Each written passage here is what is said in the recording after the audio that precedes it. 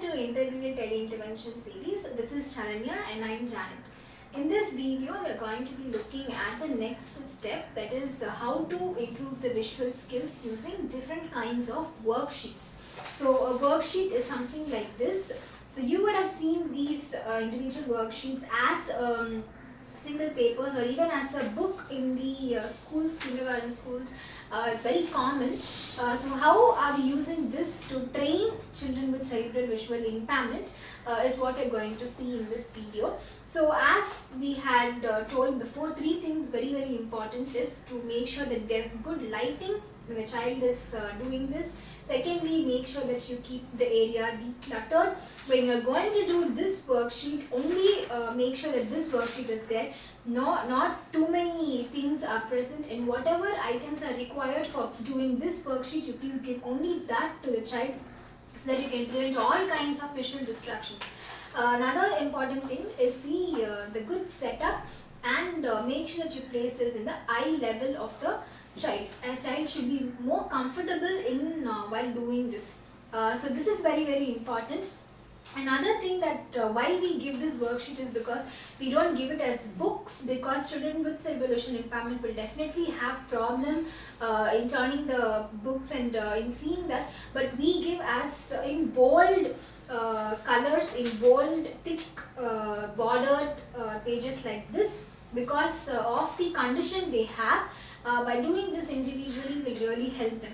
So another thing that you have to note is the setup of presenting the items. Make sure you buy a tray like this, which is of a bright color with just a single colored tray, and you can place the items in this. So for example, for the use of pencils, we advise you to use a HP pencil or a dark pencil of any brand will do, because of the vision problems they have. It's important not to buy lead pencils or very thin colored pencils. They may not be able to see what they are writing. Another thing is a sketch. You can use a sketch just based on the convenience. We also advise you to buy these kinds of crayons. These are jumbo crayons, which is of big size crayons. So these are the ones that we are using for training, and we advise the patients as well to use this at home, because these are big size crayons. It's much more easy for the child to hold and do the activities. So these are some of the things that whatever is advised, whatever is required, very specific for the worksheets that the child should do. So make sure that you place in a tray like this so that the child is not distracted in other things, and the place also is kept much more neat and tidy. So we'll just show you some examples. This video is an example video because we will be giving you worksheets very specific for your child, from mild to difficult. The difficulty levels will increase based on your child's needs. So this is just a principle as to how you can do this, what kind of promptings you can give, just to introduce these concepts to you. But we will communicate with you and we will tell you as to what sort of worksheet it needs to be given. It can be easy, it also can be difficult based on your child's needs. So this is just an example of one of the worksheets. So as you can see, this is a finding the path worksheet. So always something like this, you can start with a simple story by saying that this is a school bus. So you are going to travel in a school bus and you're going to go to the school now. So you are going to find the way to go to the school. So if you say something like this, a child will obviously be more interested and eager to do this. So it's important to show the starting point, because that is very important. You can show the starting point to the child because they will have difficulty in finding which is the start. So if you show them the starting point, first step that you have to make sure is ask them to use their finger to trace the lines.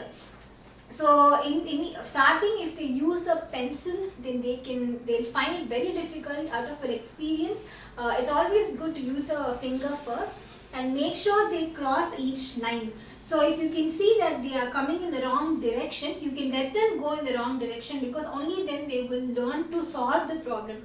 If they get stuck here, then you can ask questions, but don't give them the answer directly, but you can ask questions and you can tell them that how else are you going to go, make sure you go there, find the other path, which else is the other path. So things like this.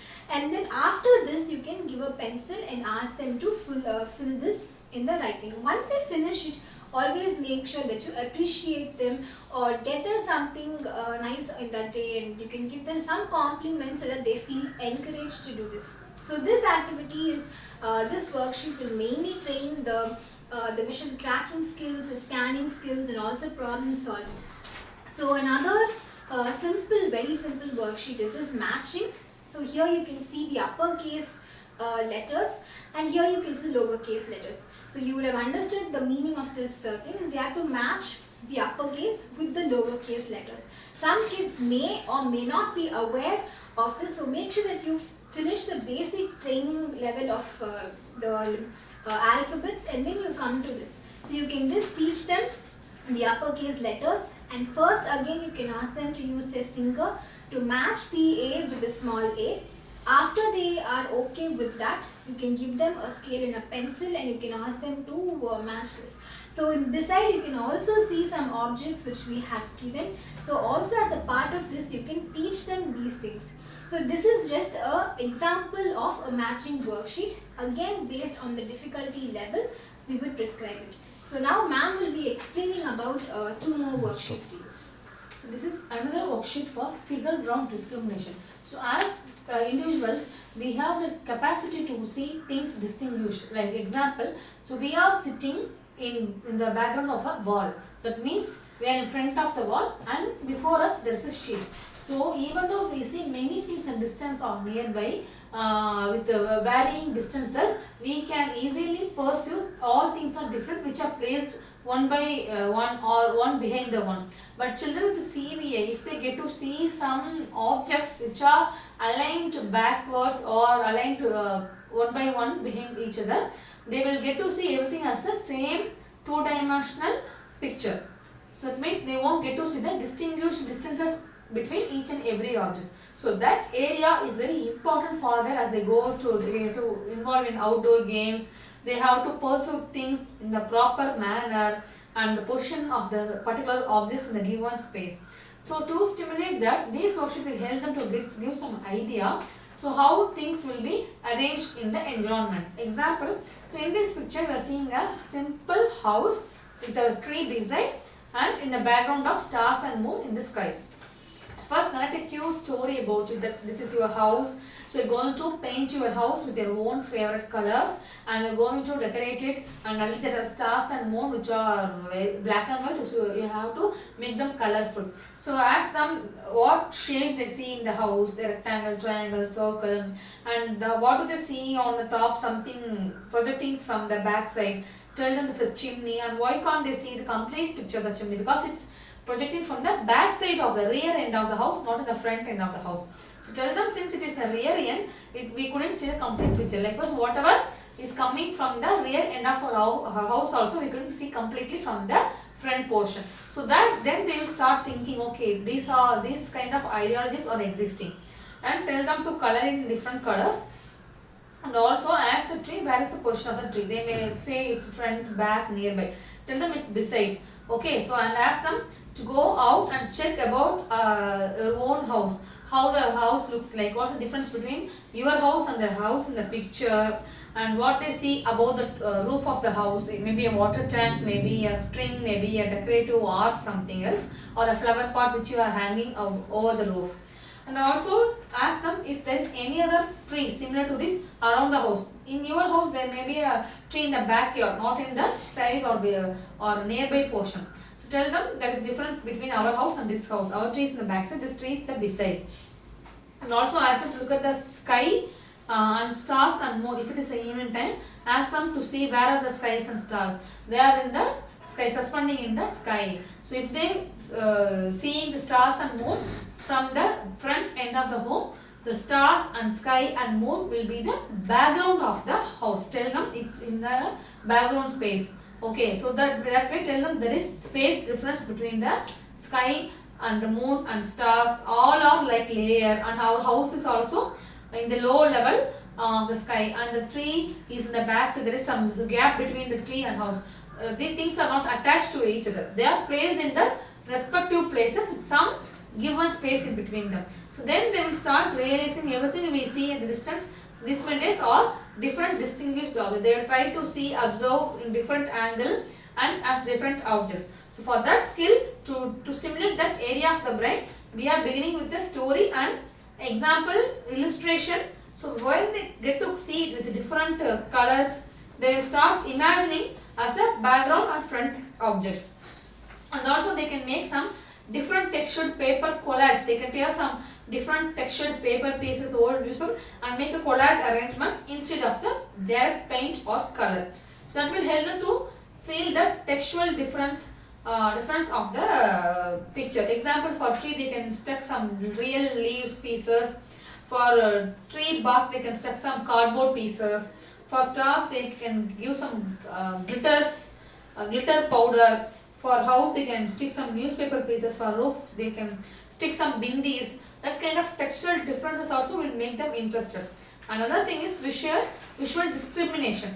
So by presenting it, ask them what they see in this, and if they say stars, ask them to count the stars, count the flowers, and ask them whether all the stars are same or if there is any odd one out, or there is a thief inside it. The thief has in different appearance. They have to find it. So they are the investigators. So ask them to count the arms of the stars. As they keep on counting, they will tell first star is different from the second star. And then tell them, okay, hold on, we can just color the stars with more number of arms. And again verify the rest of the stars. Again they will check, and they will say this only have 5 arms only, like the first arm. So the thief is the second star only. Again tell the second row, the flower should have 5 petals, but one thief has only 4 petals. They have to verify by finger reading, one by one counting. Once they find out, tell them to color the different flower. And again the shapes. So this is these are pentagon shape, and the odd one out is hexagon shape. So for this particular row, mark the beginning point of the sketch pen. Otherwise, if you don't mark it, they will keep on counting repeatedly, like 1, 2, 3, 4, 5, again 6, again 7. To prevent it, mark the beginning point with the bright color, and again once you mark it, they will start counting 1, 2, 3, 4, and then they will finish by 5. So ask them to verify everything, and make sure they are counting 5 everywhere. But if they say no, I am counting some 6 corner anywhere, that's a different one. So just guide them, give some prompting, some reinforcement. Don't tell the exact answer directly. And again for the scoop, there should be 3 scoops everywhere, but where only 2 scoops, that is different. Again for buttons, all the buttons has only 2 holes, but only one button has 4 holes. So they have to verify everything, and again they have to find out which is a different one out. So once they find out, they have to color with their favorite color crayon or sketch or color pencil. So tell them things will be different. So this skill is very important to achieve in academic, because they will get to see map, diagram, tabular columns, finding the difference between objects, finding the odd one out, fixing some puzzles in the textbooks. So it's very important to differentiate objects by shape, color, size, or by the details in it. Seeing the details in objects will help them to learn the academic concepts properly, and also while they are doing the practical work, comparing the objects and using the objects based upon their feature. Okay, this is a screw, this is the another screw, this screw has 5 corners, that screw has 4 corners, this is a circular screw, this is a triangle screw. That kind of manipulation will be decided only based on the shapes, and also the future professional work also. So it will come along with them throughout the lifetime. So the earliest stage, if you tap that particular brain area, they will learn these skills easily. So try to apply these worksheets with the set guidelines by us, and get our help to get more kind of worksheets for your kids level. Thank you.